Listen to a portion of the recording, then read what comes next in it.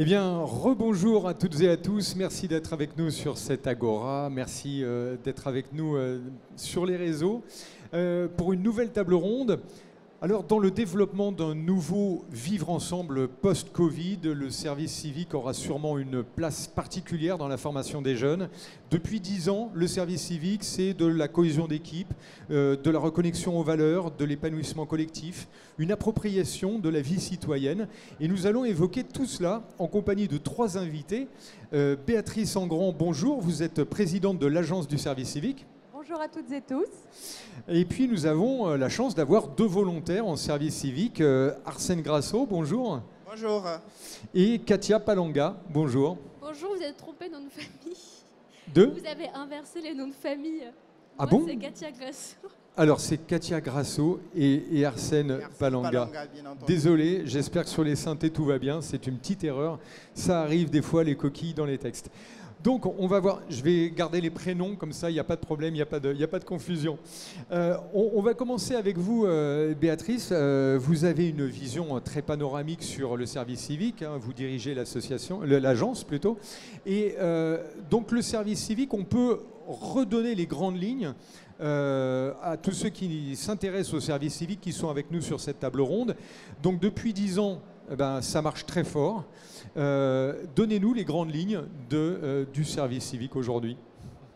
Merci. Donc, moi, je préside l'Agence du service civique, qui est l'opérateur de l'État en charge du développement de cette politique publique qui s'appelle le service civique.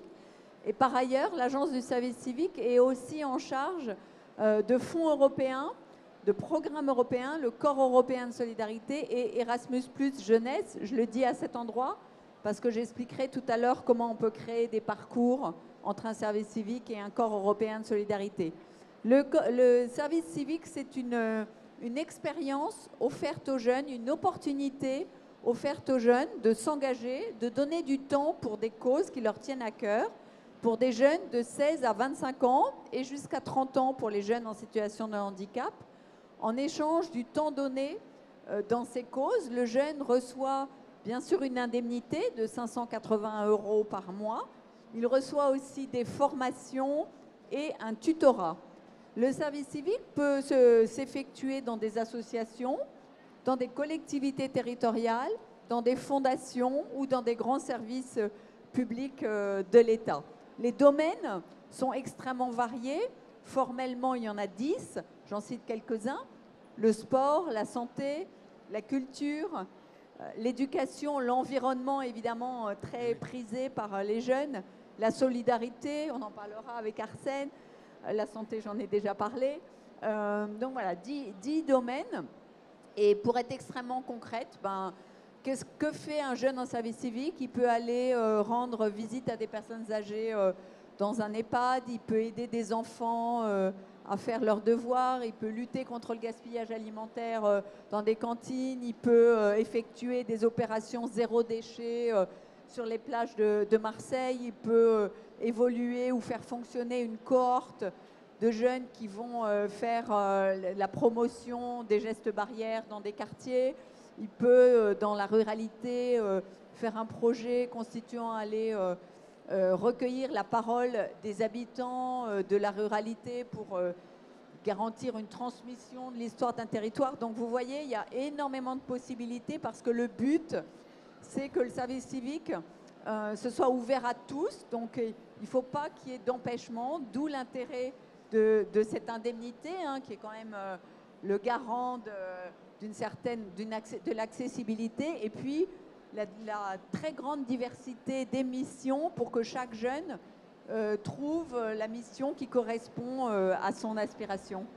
Alors justement, puisqu'on est dessus, comment vous faites cette adéquation entre les jeunes, l'envie d'engagement qu'ils ont et les missions que vous allez proposer?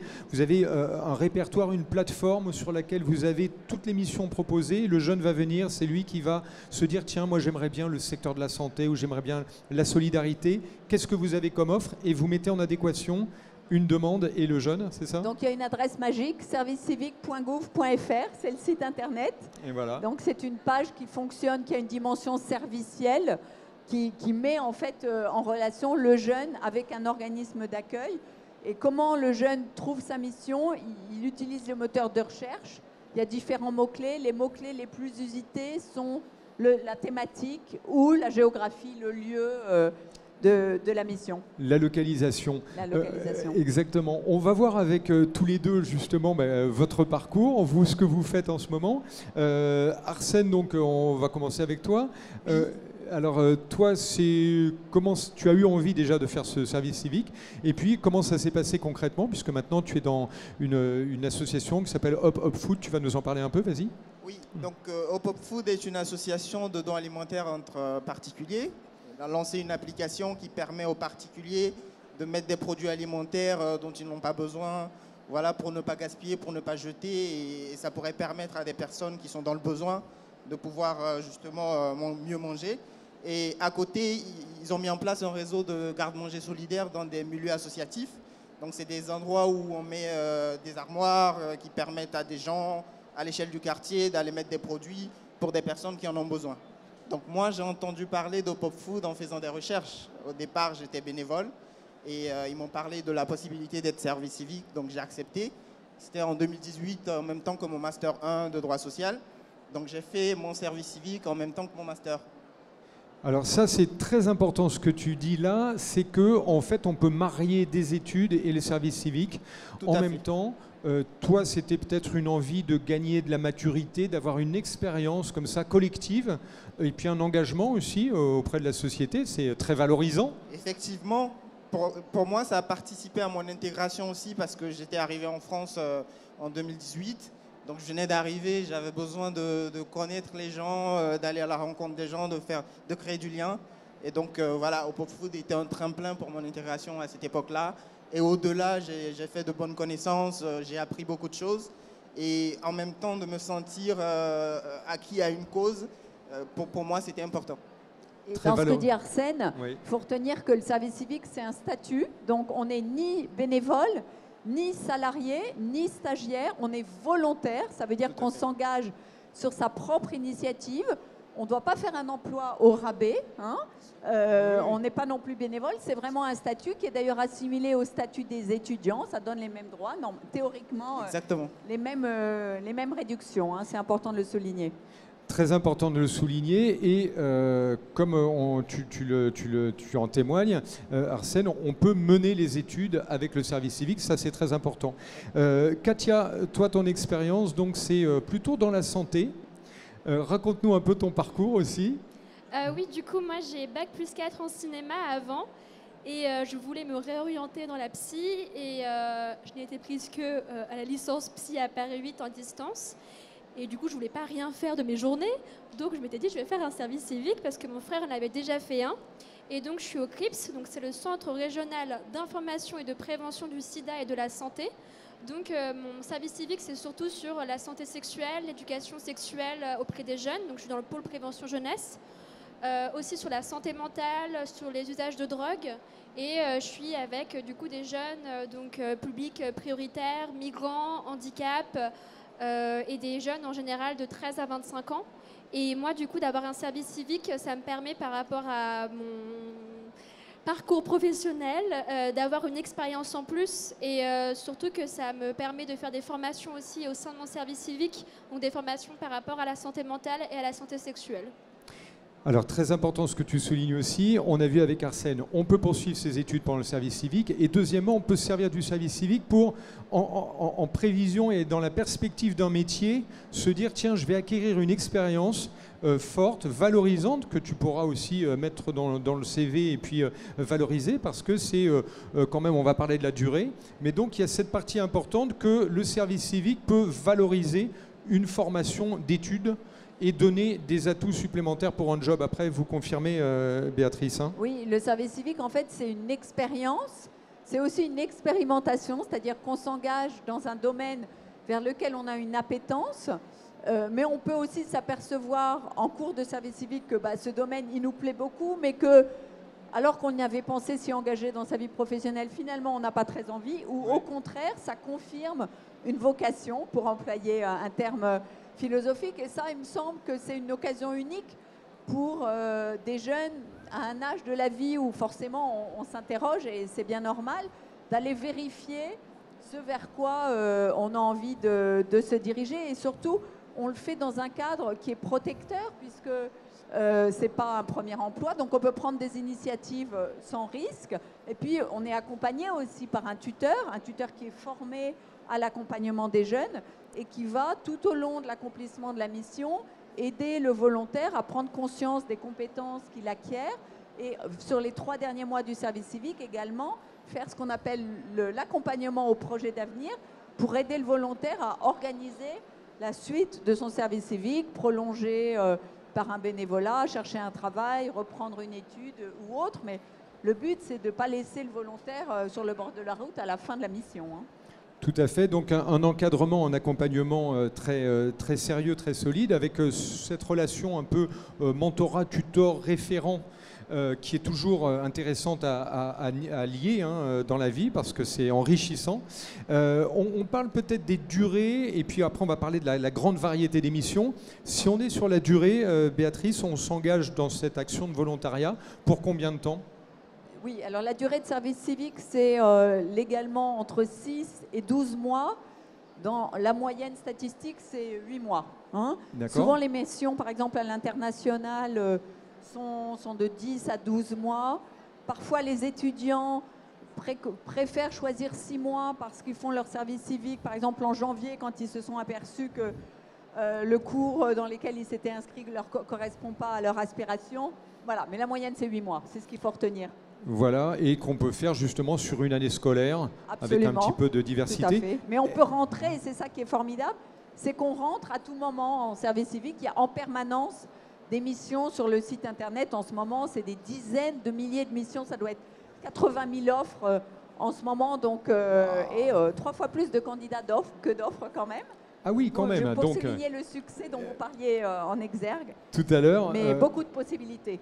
Tout à fait. Et on aménage son temps. Par exemple, Arsène, raconte-nous, toi, quand tu as suivi tes études, est-ce qu'il y avait de la souplesse justement dans ta mission, dans le planning, dans l'organisation de ta semaine par rapport aux études? J'imagine que oui. Oui, bien sûr. Ma structure d'accueil a été à mes côtés. Donc, ils ont aménagé un emploi du temps assez spécifique pour moi. Donc, je pouvais rattraper mes horaires quand j'étais en congé. Et je pouvais travailler au-delà de 17. Si je travaillais à partir de 17h, parfois ils me comptaient l'horaire double. Donc ça me permettait de valider mes horaires et d'être tout le temps là et de pouvoir réaliser mes missions. Et donc au-delà de ça, même au-delà du temps, il y a un accompagnement même pour trouver des stages après son service civique, pour développer des compétences personnelles, professionnelles. Donc voilà. On le voit, grande variété de sujets et de missions. On va mettre à l'image peut-être, tiens, sur l'environnement, sur la culture. Les champs sont vraiment très larges. Vous évoquiez à l'instant, Béatrice, 80 000 offres. Donc ça va au niveau même régional, j'imagine qu'il y a des grandes différences. Selon les régions, on va avoir des missions en fonction des organismes qui sont là. On peut parler, il y a du plein air, il y a de la nature, il y a de la rénovation, peut-être de la réhabilitation. Il y a vraiment toutes sortes de missions en fonction des profils des jeunes. Ils vont trouver forcément une mission qui leur correspond. Alors, absolument, c'est d'ailleurs plutôt en fonction des aspirations des jeunes que des profils, parce qu'il faut rappeler que le recrutement d'un jeune en service civique, c'est sans condition de compétences et de diplôme. C'est très important. J'ai dit tout à l'heure, le jeune en service civique, il ne doit pas se substituer au travail d'un bénévole dans une association ou au travail d'un salarié. Il apporte une plus-value, il apporte son énergie, son élan, mais il ne se substitue pas. Donc c'est surtout une rencontre entre un organisme d'accueil et un jeune. Et effectivement, les domaines sont extrêmement larges. Donc là, on voit bien, c'est l'animation c'est une ferme solidaire à Rennes, mais vous avez dans le champ de l'environnement, j'entendais dans le parc national en Camargue, vous avez des jeunes qui vont répertorier les nids de chauves-souris, par exemple, et qui vont baguer les chauves-souris, des trucs incroyables. J'ai parlé du gaspillage alimentaire dans les cantines. Il y a bien sûr proposé des activités culturelles à des personnes isolées. Enfin, il y a vraiment, sous ces 10 domaines qui sont prévus par le Code du service national, il y a toutes les possibilités. Et surtout, ce qu'on a essayé de faire depuis 2 ans, c'est d'adapter cette politique publique aux besoins de la société. Donc on a renforcé tout ce qui touche autour de la santé, autour de l'aide aux devoirs, à la fois des enfants, mais aussi des étudiants, et lutte contre l'isolement des personnes âgées, parce qu'on a bien vu que ce sont des problématiques qui ont émergé très très fortement pendant la crise, et on s'est dit le service civique doit être au rendez-vous de ces urgences sociétales. Bien sûr, parce que c'est une masse d'appoints, enfin de volontaires qui seront très efficaces sur le terrain. On va parler maintenant peut-être justement de cet aspect collectif. On va revenir. Vous allez nous raconter comment ça se passe chacun dans vos groupes. Et puis aussi de l'Europe, donc puisqu'il y a un programme spécifique pour l'Europe. Parlez-nous un petit peu de ce programme Erasmus+, Béatrice. Donc, comme je disais tout à l'heure, l'Agence du service civique, à côté du déploiement du service civique, est aussi en charge du programme Erasmus+, Jeunesse et Sport, et du Corps européen de solidarité.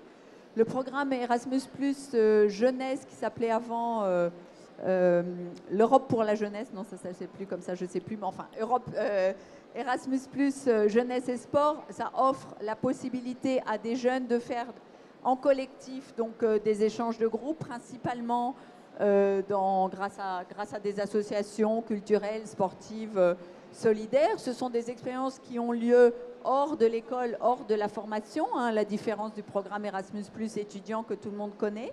Oui. Le programme Erasmus+ jeunesse, il permet aussi à des travailleurs sociaux, à ce qu'on appelle des acteurs de jeunesse, de partager des bonnes pratiques entre différents pays d'Europe. Donc il y a une dimension jeunesse, mais aussi une dimension encadrement, hein, acquisition de compétences pour les acteurs de jeunesse.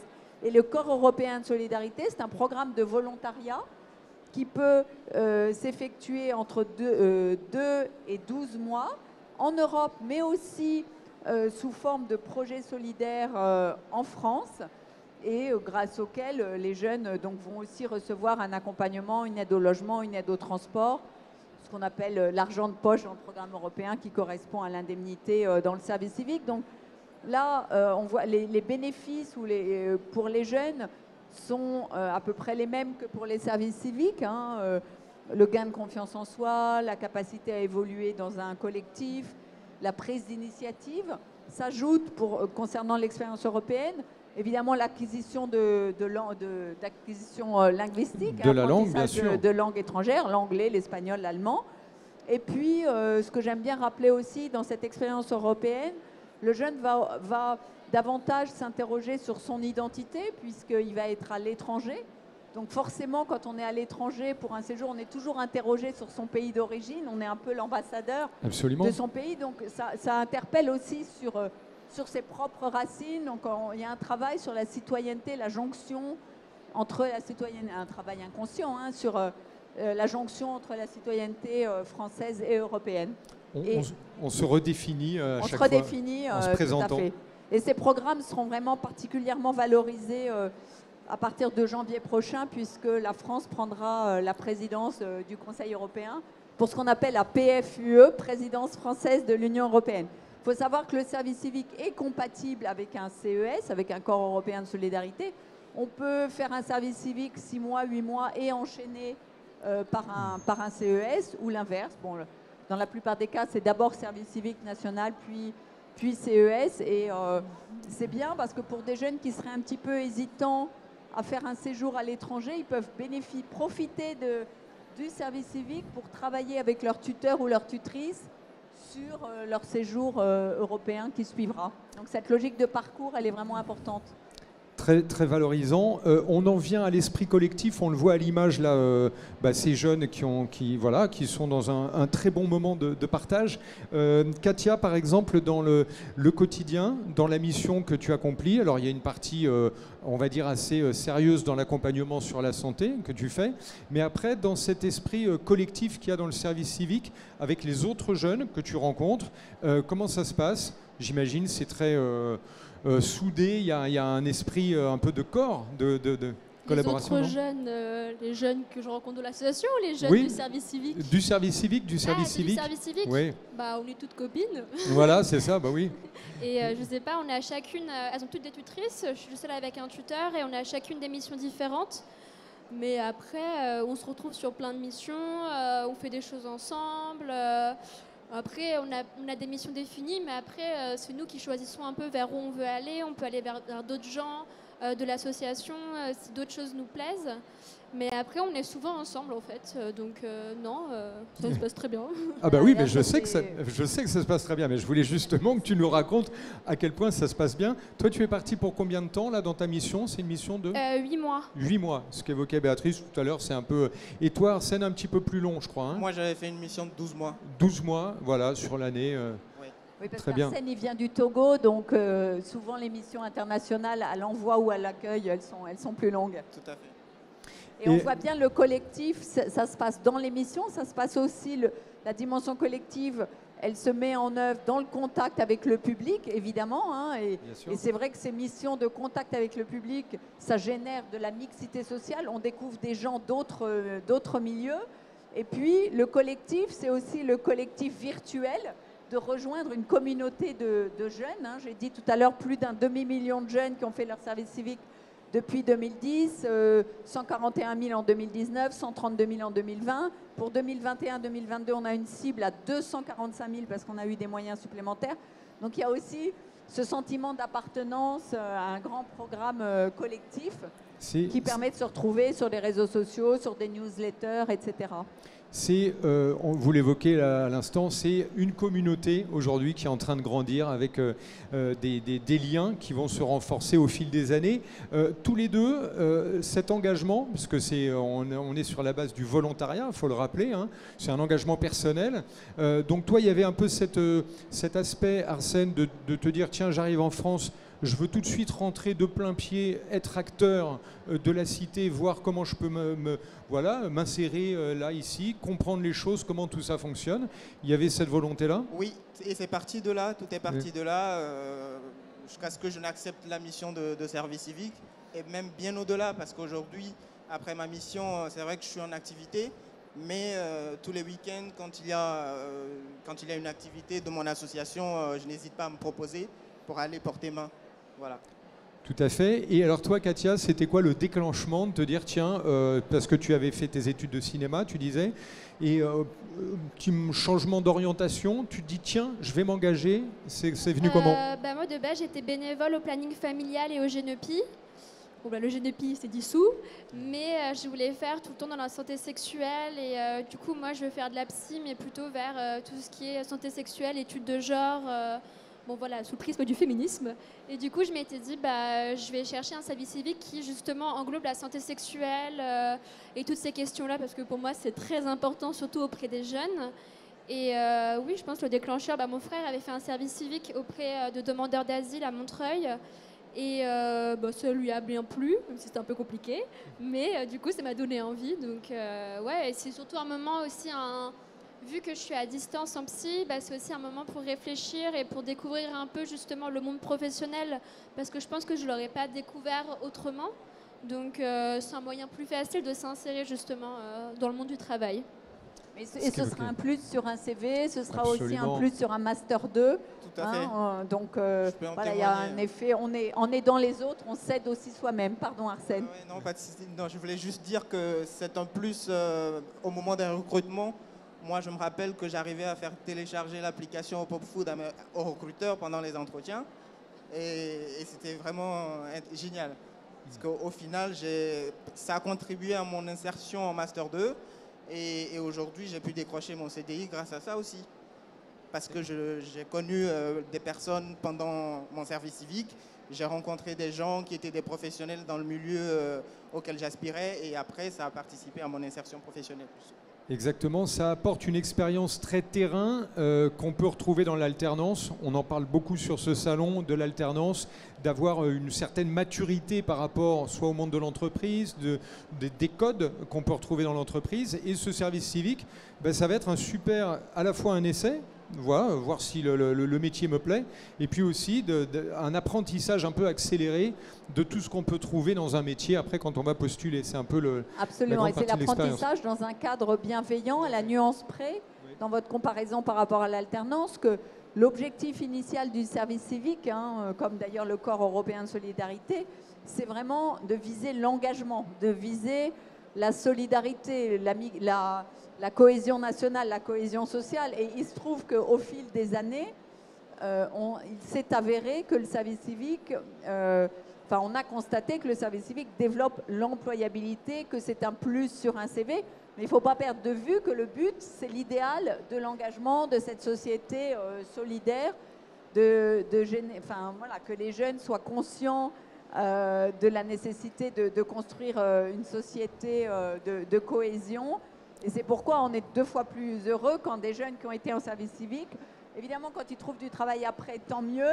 Et quand ils continuent à s'engager comme bénévoles, c'est évidemment formidable parce que c'est ça qu'on vise. Bien sûr, et on a un recul de 10 ans maintenant sur ce service civique.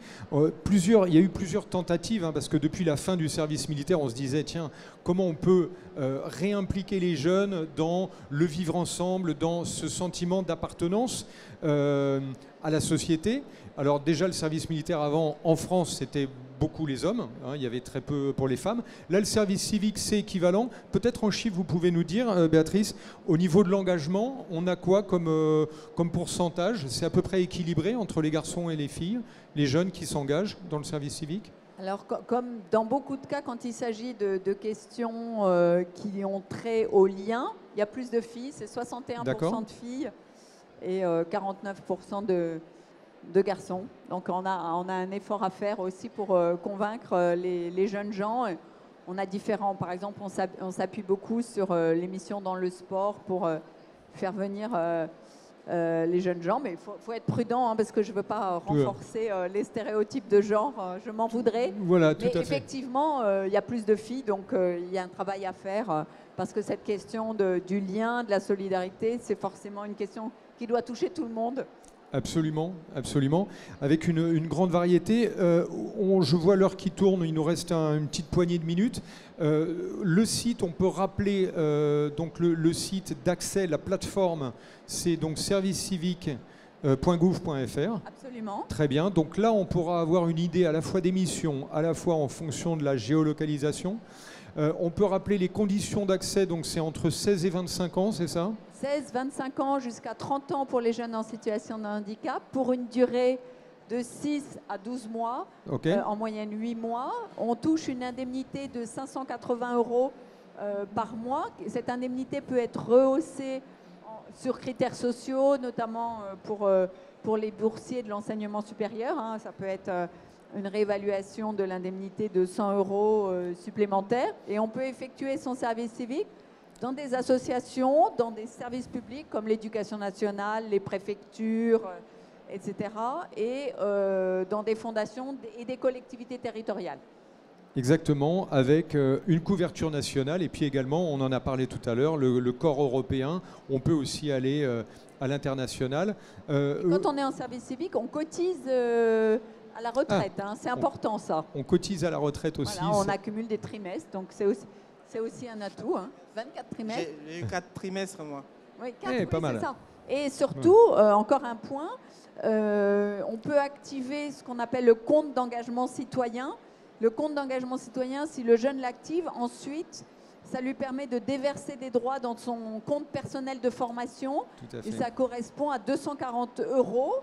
8 mois de service civique, 8 à 12 mois, correspondent à 240 € de droits de formation. Donc, par exemple, ça peut être une aide pour le permis ou pour d'autres formations. Donc, on voit que ça donne quand même accès à des droits qui sont importants pour les jeunes, y compris, ça donne accès au statut d'étudiant, parce que les volontaires, pour 34% sont des étudiants, tous les autres viennent d'autres environnements, mais le statut est le même que celui des étudiants, ce qui fait qu'on a droit aux réductions dans les transports, dans l'offre culturelle, etc. Bien, alors on le voit, un dispositif qui fonctionne très bien, de mieux en mieux depuis 10 ans, qui est valorisant pour vous. On peut vous féliciter pour votre engagement et puis votre participation et votre témoignage, bien sûr.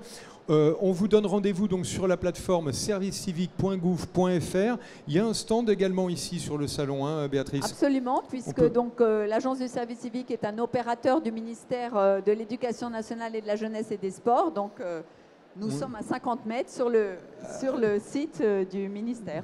Exactement. Donc on va prolonger d'ailleurs cette discussion sur votre stand. Tous ceux qui ont des questions à poser, on peut rester là bien sûr ensemble, mais après on pourra aller sur le stand du ministère. Merci à tous les trois pour votre éclairage. C'est un grand bonheur de découvrir mieux le service civique, ça donne envie. Merci à toutes et à tous d'avoir assisté à cette table ronde et très bon salon.